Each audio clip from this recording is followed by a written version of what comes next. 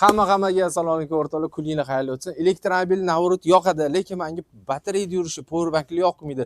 Xuddi shunaqa navorot bilan agar benzinli bo'lganda olardim deganlar uchun mana sizlarga xuddi shunaqa navorotli Changandan Aido avtomobilni topib qo'ydim. Bu mashina narxini eshitdi, просто bomba narxda $17,500 berib yuborilyapti. Bundan hozir ikkita dona qolgan, shoshilasizlar. Bu mashinamizni Brutor turbo turibdi, ot kuchi 160 ta bo'ladi o'rtoqlar. Xo'p, bu mashinada elektromobilda nima funksiya bo'lsa, hammasi bor. 360 graduslar bor, avtosaqlaniyalari bor. Avtosaqlaniyada shu yo'lda ketayotganda DTP hamma narsani elektromobil o'zingiz saqlanib qoladi-yu, fleshkasi. Xuddi shu funksiyalar bunda ham bor. Xo'p, ko'rinishini ko'ryapsizlar, bu red line, bu plusi, eng full pozitsiyasi. Faralarini ko'ryapsizlarmi? Farlari keladigan bo'lsa, polniy lazerli faralar ishlatilgan. Xo'p, diskalarni bitta ko'rib chiqadigan bo'lsangiz sizlar bilan 205 ga 60 R16 saka diskida chiqqan, lekin joy mana bemalol, bunga yana katta saka diski qo'yib yursanglar ham bo'ladi. Xo'p, bakoylarini ko'radigan bo'lsak, поворотный joylari mana 360 kameralar o'rtoqlar va bakoyda buni bakoy podogref joylari ham bor, mana ko'rishingiz mumkin. Kamiga slipoy zonalargacha bor. Bu Xitoy mashinalarida hozir trend bo'layotgan, bu o'zi ham Xitoyga, ana faqat benzinligi. Trend bo'layotgan nima funksiya bo'lsa, hammasi bor. Ana endi bu yerdan obshivkani ko'rishimiz mumkin. Obshivkani ko'radigan bo'lsak, qaranglar. Bu usti koja qoplangan, plastik o'zi emas. Bu yoqlar polniy o'sha eko koja ishlatilgan. 4 tala oynasi ham avto bo'ladi. Oyna blokirovka, eshik blokirovkalar. Eshik ochadigan ruchkalari mana bunaqa joylashgan, lekin pastlari mana plastik bo'lib qolgan. Mametlari polniy kojadan. Endi hozir 17,5 mingga qanaqa mashina beryapti o'zimizdan bilasizlar-ku. Buni navoroti bu o'zi qimmat sotilgan, hozir ikkita dona qolgani uchun o'sha 17,5 mingdan skidka narxda berib yuboryapti ekan. Xo'p, ana endi ichiga o'tirib oladigan bo'lsak, rullari polniy multirul bo'ladi buni. Bu yerda bakoy ligrovkalari, bu yerda sirg'am ketmasligi uchun fara ligrovkalari, farani o'chirib yoqadiganlari avtobusgacha bor, tunnel dachik deyiladi. Bu yerda dvorniy polniy ligrovka qilib ishlatib olsanglar bo'ladi.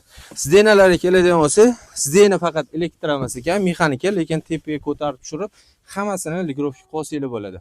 Ana endi hozir u yoqdan keldik, u yoqdan polniy ichini yana bitta ko'ramiz.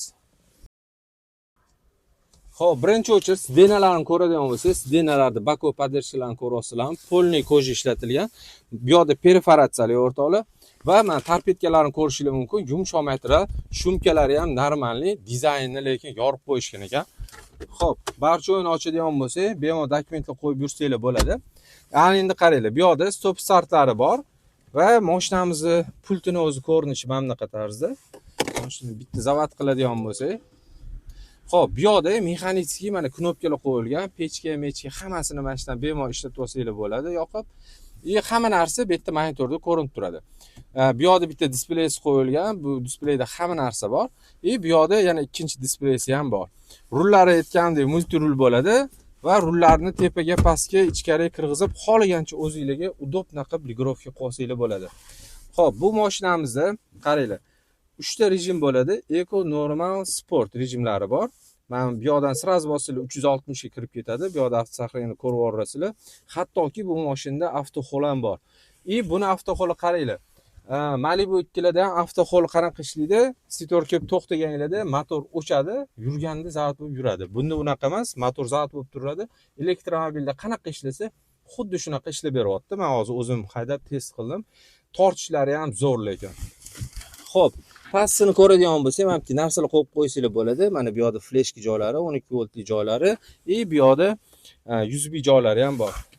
Barchogini ochadigan bo'lsak, barini bu yerda mana bir qarashdan katta вместительный chuqurgina bari ham bor. Xo'p, ana endi tepa tarafini ko'radigan bo'lsak, o'rtoqlar sizlar bilan. Xo'p, chiroqlari, ikkita chirog'i, luklari ham bor o'rtoqlar. Bundoq qilib shtorkasini yopib qo'ysanglar bo'ladi. Orqa tarafda ham svetlari bor o'rtoqlar. Xo'p, ana endi buni funksiyalariga keladigan bo'lsak, hamma narsasi bor. Monitorda o'zidan ham sensorli, o'zidan ham boshqarsanglar bo'ladi va bu yerda knopkadan boshqarsanglar ham bo'ladi. Deflektorlari udobniy, mana bunaqa joyga joylashgan ekan, bundoq yopib qo'yib ochsanglar bo'ladi. Avreki joylari.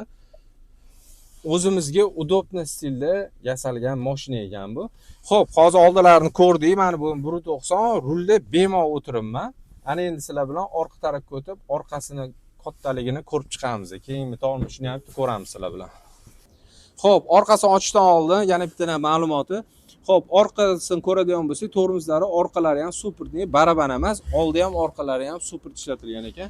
Ana endi eshik ochadigan bo'lsak, ko'rishingiz mumkin. Xo'p, oldida mana bu joylari koja qoplangandi. Bunda plastik o'z ekan, lekin bu yoqlari koja bo'lib qolgan. Orqasiga o'tirib oladigan bo'lsak, qaranglar. Mashinani hozir biz test taraf qo'yganimiz uchun oxirigacha surib qo'yganman sizdan. Oxiriga surilganda ham bemalol o'tirsanglar bo'ladi. Ana tiqilib qolmaydi oxiriga surilgani hisobiga. Va tepadan patolokdan ham yana mana shuncha joy qolgan. Men bo'yim 1.90, menga bemalol o'tirsa bo'ladi. Atay hamma unaqa yotqizib olib yurmaydi, oldiga surib qo'ysa joy yana ko'proq bo'ladi. Ana endi sizlarga orqada o'tirib ketayotgan odam mana shu atmosferani ko'rib ketadi. Mana ko'rishingiz mumkin. Kechasi mana ular yonganda shu boshqacha bo'ladi. Barra orqasida ham deflektorlar bor, USB zaryadka joylari va mana bitta kichik karmachkasi bor, bu narsa qo'yib qo'ygani. Xo'p, mashinani yili 2024 ekan. Ana endi orqasidan bitta ko'rishingiz mumkin, orqa vidini. Farlar yonganda uzun bir pol yonib beradi. Yana bitta zo'r tarafi o'rtoqlar bizga kerakli tarafi bagaji 500 litr ekan. Hajmi ko'ryapsizlar, kattaligini, ichiga juda ham chuqur ketgan. Xo'p, orqasini ochadigan bo'lsak, zapaskalari bor. Ko'p elektromobillarda zapaska chiqmaydi, ko'p emas, почти hammasi chiqmaydi, bir xillarda bo'ladi. Bu mashinamizda bo'lsa, zapaskalari, donkrat kulich, hamma narsasi komplekt o'rtoqlar. Keyin orqalariga keladigan bo'lsak, buni orqasida parktronikalar qo'yilgan. Mana pastda 360 gradus kameralar bor. Mana spoilerlari ham tayyorda. Bu mashinani olib, navorot yoq-yoq yurmaysizlar. Ko'rinishi ham, funksiyasi, hamma narsasi o'zida tayyor. Bunga olib bizda bari navorot qilishga hamma qiziqadi. Bitta sakadiskiga qo'yishingiz mumkin, cho'tkisidan уже bo'ldi. Qolgan hamma narsasi o'zi video ham chiroyli. 17,5 mingga hozir o'zingizlar bilasizlar. Qanaqa mashina berayotgan. Buni hozir skidkadagi narxi yaxshi ekan, lekin kimga agar shu mashina qiziq bo'ladigan bo'lsa, bemalol pastda raqam qoldiraman, o'sha raqamga murojaat qilishingiz mumkin. Ana endi sizlar bilan hozir bu mashinani bitta haydab test drive qilib yurishini ham ko'ramiz.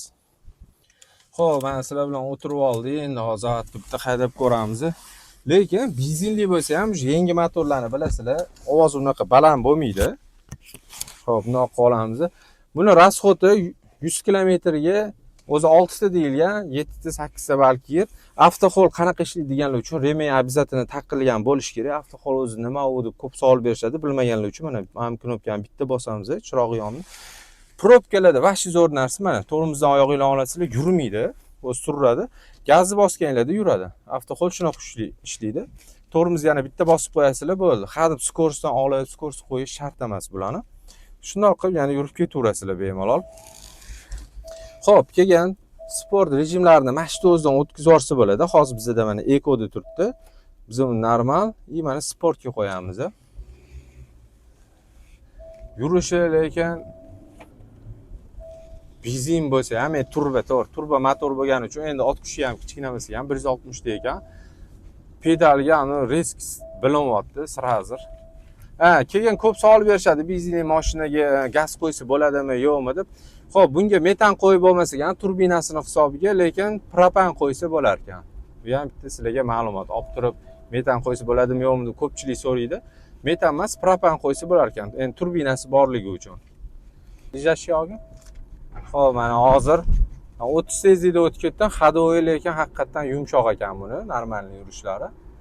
Tortishi ham, ko'sti zo'r ekan mashina. Ani benzinli ham, benzin bo'lsa ham normal yurib beryapti. Manevr qilsanglar ham bemalol bo'ladi. Xo'p, mana hozir yurayotganda sразу, yurayotganda o'zi ham sразу o'tkazsa bo'lar ekan. Sport, eko normalga yurib ketayotganda ham o'tkazsa bo'laveradi, o'tyapti. Bittani bosib ko'ramiz.